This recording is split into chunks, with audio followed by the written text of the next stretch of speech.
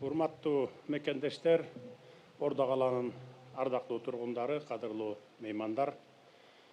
Эгемендикке ээ болгон 35 жылдын аралыгында Борбор калабызда архитектуралык келбети менен айырмаланган, кезинде тарыхый милдет аткарган, шаарыбыздын көркүнө көрк кошкон бир катар маанилүү объектилер курулган. Алардын бири Аккеме мейманканасы. Аларча капчыгайынан соккон шыдырым жел аралап өткөн бул имаратта чет өлкөлөрдөн келген коноктор тосулуп, эл аралык жолугушуулар, иш-чаралар өткөрүлүп, өлкөбүздүн өнүгүү тарыхында көптөгөн окуялар жүз берген. Тилекке каршы илгери үмүт менен Аккеме деп аталган бул мейманкана мезгилдин өтүшү менен каралбай, карызга батып, дээрлик иштебей турган абалга келген. Мындай шартта биздин алдыбызда эки жол турган эле. Биринчиси, ушул сындуу объектилердин акырыңдык менен жараксыз абалга келишине кайдыгерлик кылып көз жуум коюу. Ал эми экинчиси, аларды натыйжалуу башкаруунун жолун таап, инвестиция тартып, кайрадан элге жана мамлекетке кызмат кылган заманбап объектиге айландыруу болчу. Биз албетте экинчи жолду тандадык. 2023 жылы Аккеме мейманканасын Кыргыз Республикасынын президентинин иш башкармалыгынын карамагына өткөрүп бердик. Андан кийин инвестициялык механизмдерди колдонуп, объектини толугу менен жаңылоо боюнча иштер башталды. Олуттуу инвестиция тартылып, имараттын инженердик системалары, техникалык жабдуулары жана инфратүзүмү жаңыланып, ичи тышы заманбап талаптарга ылайык келтирилип, бүгүн мынакей жасалган масштабтуу иштердин жыйынтыгына баарыбыз күбө болуп отурабыз. Эң башкысы, эгемендик жылдарында элибиздин эс тутумуна сиңип калган Аккеме өзүнүн тарыхый ысымын жана өзгөчөлүгүн сактап калды. Бүгүнкү салтанаттын урматтуу катышуучулары, Кыргызстан ушу тапта өнүгүүнүн жаңы этабында турабыз. Биз өлкө боюнча социалдык объектилерди, жолдорду, мектептерди, аэропортторду, спорттук жана туристтик инфратүзүмдөрдү куруп, туруп калган мурдакы имараттарды кайра жандандырып келе жатабыз. Ошентсе да өлкөнүн өнүгүүсү бир гана жаңы имараттарды куруу менен өлчөнбөстүгүн жакшы билесиздер. Мамлекеттин колунда турган ар бир актив натыйжалуу иштеп, экономикага киреше алып келип, жумуш орундарын түзүп, элге кызмат кылыш керек.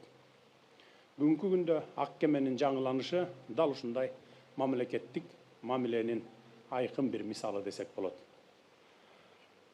Урматтуу мекендештер, учурдан пайдаланып, мен ушул жерде ушул имараттын тарых таржымалына бир аз токтоло кетейин. Бул имарат Аскар Акаевич президент болуп турган мезгилде түрк ишкерлер тарабынан курулган имарат эле. Кийин ал ишкерден мыйзамсыз алып коюшкан, албетте. Анан ал ишкер болсо сотко берип, Нью-Йорктогу сотко сот иштерин утуп алган. 16,5 миллион доллар Кыргызстан төлөп бериш керек, же бул имаратты кайтарып бериш керек деген. Ошентип 16,5 миллион доллары 20-жылга чейин, биз бийликке келгенге чейин 30 миллионго чейин өскөн. Анткени Нью-Йорк соту силер эгерде убагында соттун чечимин аткарбадыңар деп, ар бир күнүнө 15 миң доллардан пеня дейбиз го, жана пайыз, үстөк пайызын өстүрүү чечимин кабыл алган.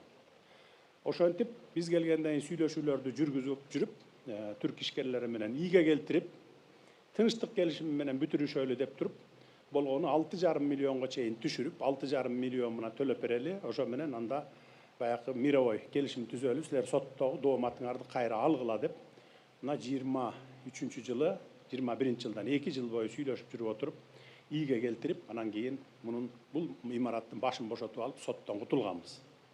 Соттон алар дооматын алып, ошо менен болбосо, алар биздин чет өлкөдөгү имараттарды, Улуттук банктын Швейцарияда жаткан алтынына чейин, мына буларды арестовать эттерели, ушулар аркылуу алып калалы, болбосо чет өлкөдөгү баягыдай мүлктөрүн алалы деп калган мезгил экен эле. Анан биздин колго тийгенден кийин, толук баш ачылгандан кийин, инвесторго биз 15 жылга ижарага бердик. Мына сен салгын, 3 жылдыздуу отель эле, сен 5 жылдыздуу кылып салгын дагы, 15 жыл колдонгун, анан 15 жылдан кийин 100% бизге өткөрүп бергин деп келишип атып, анан кийин ошентип өткөрүп бергенбиз. Жөн эле 15 жыл колдонбойт, жөн эле арендага эле берип койгон 15 жыл карап отурбайбыз.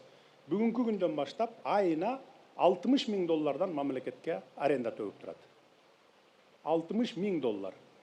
Мурда 60 миң доллар эмес, тескерисинче 23 жылы биз алган мезгилде 30 миллион сомдун тегерегинде ушул имараттын карызы бар болчу.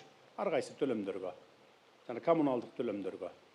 Мына ошентип бул имаратты инвесторлорго берип 15 жылга мына ушундай акыбалга келтирдик. Мен муну эмне үчүн айтып атам, сиздерде маалымат болсун деп атам.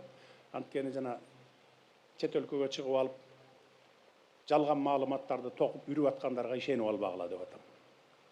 Менин өз оозуман уктуңуздар, ошон үчүн ушул маалымат катары айтып коеюн дедим. Мамлекет инвесторлорго жагымдуу шарт түзүп, жеке сектор өз каражатын, тажрыйбасын жана башкаруу мүмкүнчүлүгүн жумшаганда, жыйынтыгында заманбап жана атаандаштыкка жөндөмдүү ушундай объектилер пайда болот. Өзгөчө белгилей кетчү жагдай экономикабыз күчтүү инвестициялык импульс алууда. 2025 жылы Кыргыз Республикасына түз элдик инвестициялардын агымы 1 миллиард 311 миллион АКШ долларын түзүп, 2024 жылга салыштырмалуу 27%га өстү. Бул деген сөз, чет өлкөлүк инвесторлор Кыргыз экономикасына ишенип, аны менен өздөрүнүн узак мөөнөттүү пландарын байланыштырып жаткандыгынын түздөн түз далили.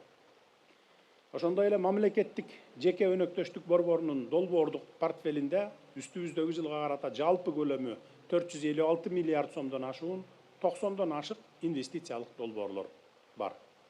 Алардын 71-и иш жүзүндө ашырылууда, калгандарында даярдык иштери жүрүп жатат. Бул долбоорлор аймактардагы өнүктүрүү, энергетикалык коопсуздук, транспорттук инфратүзүм жана экологиялык маселелерге багытталган. Жүргүзүлүп жаткан реформалардын натыйжасында 2025 жылы 273 миңден ашуун жаңы жумуш орундары түзүлдү. Мына ушундан улам биз дал ушундай кызматташууну мындан ары дагы улантабыз. Кыргызстан дүйнөгө эшигин кеңири ачып жатат. Өлкөбүзгө келген туристтердин, ишкерлердин жана чет өлкөлүк меймандардын саны арткан сайын аларга көрсөтүлүүчү кызматтын сапаты да ошого жараша жогорулашы керек. Айрыкча Кыргызстандын жүрөгү, өлкөбүздүн жүзү Бишкек шаарында. Ордо калаада мамлекеттик жана расмий иш сапарлар, эл аралык жолугушуулар, форумдар жана башка ири иш-чаралар өткөрүлөт. Ошондуктан борбор шаарда дүйнөлүк талаптарга жооп берген меймандардын, конференц залдардын жана тейлөө инфратүзүмдөрүнүн болушу өтө зарыл. 174 номер конференцияларды жана ар кандай ишкердик жолугушууларды өткөрүүгө ылайыктуу залдарды, ресторандар, спорттук жана эс алуу инфратүзүмү болуп, баары жаңыланган Аккеме мейманканасы дал ушул талаптарга жооп берип, Бишкектин мейман достугунун дагы бир баскычына көтөрөт деп эсептейм, ишенемин. Кадырлуу мекендештер, элибиз эзелтеден мейман достугу менен айырмаланып келгенин жакшы билебиз. Биз үчүн мейман күтүү жөн гана кызмат көрсөтүү эмес, биздин маданиятыбыздын, салтыбыздын жана дүйнө таанымыбыздын бир бөлүгү. Ата-бабаларыбыздан калган мына ушул баалуулукту бүгүнкү күндүн заманбап технологиялары менен айкалыштыра алсак, Кыргызстан дүйнөдөгү эң жагымдуу туристтик өлкөлөрдүн бирине айланарын бөркүмдөй көрөм. Асман тиреген ак мөңгүлүү тоолорубуз, арка октусунан агып чыккан шылдыр суу, ажайып кооз жаратылышыбыз, көөнө тарыхыбыз жана өзгөчө маданиятыбыз биздин эң чоң байлыгыбыз. Жараткан тартуулаган мындай ырыскыны аздектеп, ага татыктуу инфратүзүм түзүү жана жогорку деңгээлдеги тейлөө кызматы менен камсыз кылуу ар бир кыргызстандыктын милдети деп билишибиз керек. Ошондуктан бүгүнкү иш-чара эскинин баалуусун сактап, ага жаңы өмүр тартуулоо, өнүгүп жаткан Бишкектин дагы бир жаңы жүзү десем жаңылышпаймын. Мамлекет менен жеке сектордун туура кызматташуусунун натыйжасында Аккеме мейманканасын кайра жандандырууга салым кошкон инвесторлорго, куруучуларга, инженерлерге, архитекторлорго жана бул долбоорду ишке ашырууга тартылган бардык адистерге ыраазычылык билдире кетейин. Жаңыланган Аккеме өлкөбүзгө келген конокторду элибизге мүнөздүү меймандостук менен тосуп, борбор калаанын жана жалпы Кыргызстандын аброюн арттырган жайлардын бири болсун. Бул жерде көптөгөн жолугушуулар өтүп, өлкөбүздүн өнүгүшүнө кызмат кыла турган жаңы идеялар көтөрүлүп, демилгелер ишке аша берсин. Аккеме мейманканасынын жаңы барагы кут болсун.